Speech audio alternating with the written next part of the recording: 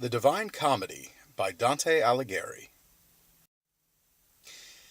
Dante Alighieri used the Bible and Greek mythology as the architecture for the Divine Comedy.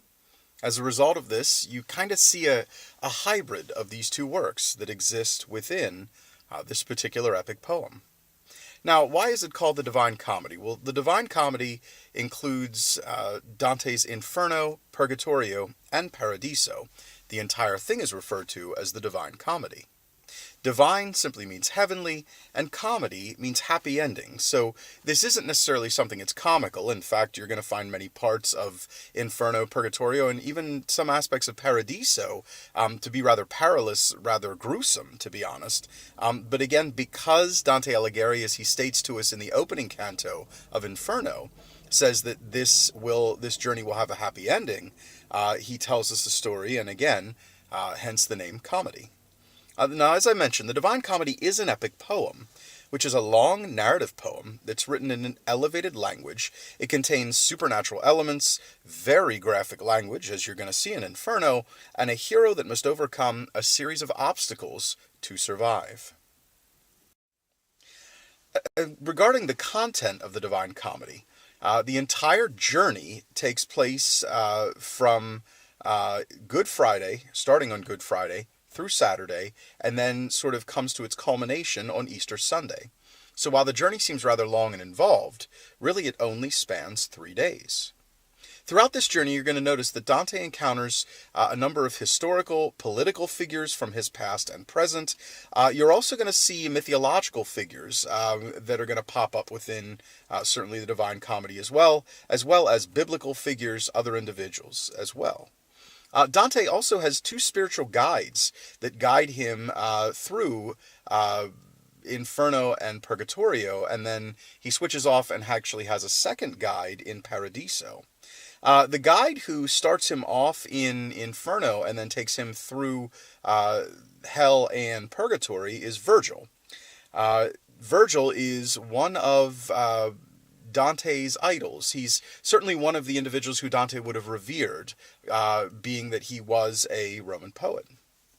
The other individual who serves as one of Dante's guides is Beatrice. Beatrice is someone who certainly we'll talk about when we talk a little bit about Dante's life itself, but she, Dante believed, existed in heaven, and as a result of that, certainly Virgil can't leave Purgatorio because he is actually condemned to a circle of hell. He is not able to enter into heaven, so he hands Dante off at the end of Purgatorio to Beatrice, who takes Dante through paradise, or heaven. As far as the structure of the Divine Comedy goes, the Divine Comedy is a true trilogy. It has 3 long books or epic poems, 3 parts to this overall work. Inferno is 33 cantos, or 33 groups of stanzas long. Purgatorio is another 33 cantos long. And Paradiso is 33 cantos long. Now that adds up to 99, but Dante wanted 100 cantos because he considered that to be a perfect number. So he wrote one introductory canto that occurs actually prior to Inferno, where Dante is still actually on Earth. This particular canto takes place in kind of a figurative part of Earth that he refers to as the Dark Wood of Error. Dante adds this in as kind of the logic or the reasoning why he has to go on this journey, and then from there proceeds into Inferno, again through Purgatorio, and then to Paradiso. As far as additional ideas regarding the structure of the Divine Comedy, the Divine Comedy itself, again, is a very long series of epic poems. The poetic structure in which the actual stanzas are written is something known as terza rima. Terza rima consists of 3-line stanzas, but it gets a little more complex than that. Because each of these 3-line stanzas, also known as tercets, has an interlocking rhyme scheme. The rhyme scheme, as you can see, is A, B, A. Then the B is taken for the next stanza, or to begin the next stanza, so then it's B, C, B, then D, C, D, and so on and so forth. In this respect, the rhyme scheme actually forms kind of a continuous chain throughout the entire poem and is repeated, certainly as the alphabet is exhausted. why have these three-line stanzas? Why have these tercets that exist? Well, three, biblically speaking, is a symbolic number. It represents, if you will, the Holy Trinity, the Father, the Son, and the Holy Ghost. And because Dante steeps part of the Divine Comedy in kind of the Bible, as well as bringing in certainly mythology as well, you will notice that there is a number of references to certainly biblical ideas and biblical information that exist here. As far as the reason why Dante was motivated to write the Inferno, this journey sort of through hell, Dante really writes it for two different reasons. Dante has Virgil as his guide, and Virgil takes him through hell. But Virgil, if you will, is showing him the different sinners in hell. Different circles, different pockets of hell contain different sinners who are guilty of different crimes that they committed in life, which result in their condemnation to these certain places in death. And certainly these different punishments that each of these sinners have in their different circles of hell, the punishments themselves actually mirror the sins or the crimes that people committed in life.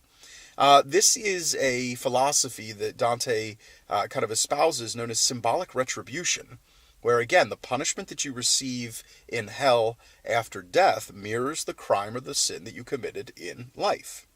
So, for instance, if you look at the third circle of hell, where the gluttons exist, the gluttons, of course, would have eaten too much in life. They would have indulged too much in life through food and drink. As a result of that, in death, or after death, they're condemned to circle 3, where Cerberus, the Greek mythological monster, the three-headed dog, guards them as they lay in a kind of pool of messy slush and excrement, and proceeds to tear them apart and eat them as their punishment, and then they sort of reconstitute into their bodily form, and then they are torn apart all over again for all eternity. If you think about it, the symbolic retribution here works well, because these are people who ate and drank too much in life, and now they are literally eaten after death. Dante's journey is also really very personal. He is admitting to us, and he actually starts this in that first canto in the Dark Wood of Error that I mentioned a slide or two before, where he really admits to us that while he has put a number of other people in different circles of hell, he himself is not perfect. In fact, he's far from it. Dante tells us the sins that he has, and his journey through hell is his attempt to try to, if you will, come face to face with those sins, admit that he has these sins on his head, and he wants to try to find a way to be forgiven for them, to face them and absolve himself of these sins. So in a matter of speaking, Dante writes Inferno not just as kind of a commentary on the various people who are put in these different circles of hell, but he also is admitting to us the things that he himself has done wrong, and he's done some things very, very wrong in life, and he's trying to figure out a way to be forgiven for them.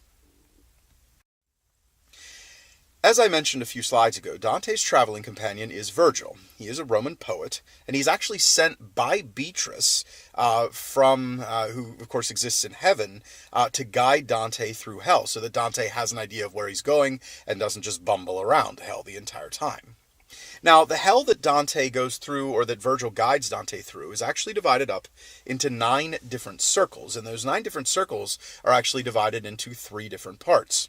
Remember, we talked a few slides ago about the importance of the number 3 because of its biblical symbolic meaning.